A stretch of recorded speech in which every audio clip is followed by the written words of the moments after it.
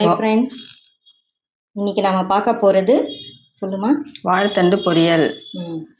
இதுக்கு வந்து வாழைத்தண்டை நல்லா நம்ம இந்த மாதிரி நார் எடுத்துகிட்டு இந்த மாதிரி சின்னதாக கட் பண்ணிக்கணும். ஒரு வெங்காயம், காரத்துக்கு ஏற்ற மாதிரி ஒரு 5-6 பச்சை மிளகா இந்த மாதிரி போட்டு, அதனால் இது கொஞ்சமாக உப்பு போட்டு கொஞ்சமாக தண்ணி போட்டு வேக வச்சு எடுத்துக்கலாம். சும்மா ஒரு 5 நிமிஷம் வெந்தால் போதும்.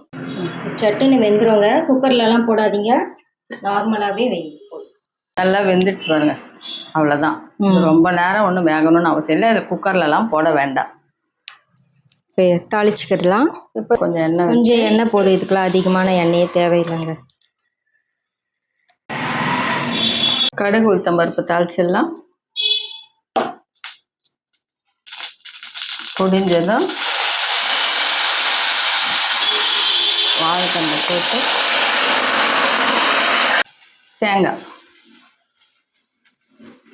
சட்டுன்னு ஆகிடுங்க. இது பசங்களுக்கு சாதம் போட்டு இதில் பெரட்டி கூட லஞ்ச் பாக்ஸில் கொடுக்கலாம். ரொம்பவே நல்லது உடம்புக்கு.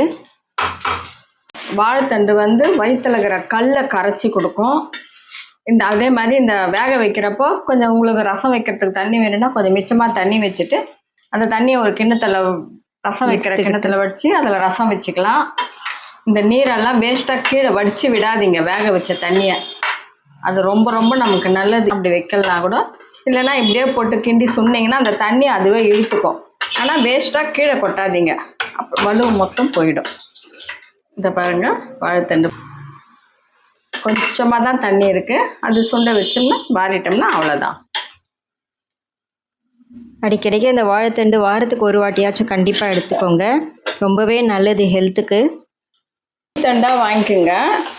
அதுதான் வந்து இந்த ரவுண்டில் கட் பண்ணும்போது நமக்கு கையில் அப்படியே மாட்டும் நார். அந்த மாதிரி நம்ம எடுத்துட்டோம்னா நாரை எடுத்துட்டு அப்படி கருப்பாகக்கூடாது, வெள்ளையாகவே இருக்கணும்னா தண்ணியில் கட் பண்ணிவிட்டு உடனே தண்ணியில் போடணும். அந்த தண்ணியில் கொஞ்சோண்டு மோர் போட்டுருங்க. மோரோ தயிரோ போட்டு கலக்கிட்டு அதில் போட்டு வச்சுட்டிங்கன்னா, கட் பண்ணி அதில் போட்டு வச்சுட்டிங்கன்னா உங்களுக்கு கருப்பாகவே ஆகாது.